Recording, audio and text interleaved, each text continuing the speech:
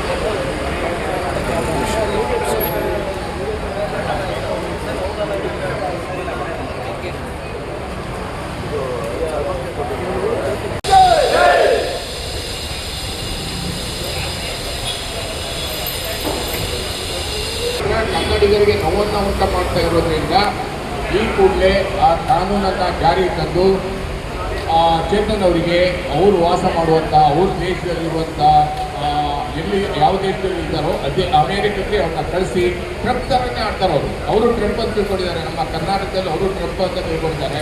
ದಿನಕ್ಕೆ ಬಂದು ಮಾತಾಡ್ತಾರೆ, ಬೆಳಗ್ಗೆ ಬಂದು ಮಾತಾಡ್ತಾರೆ.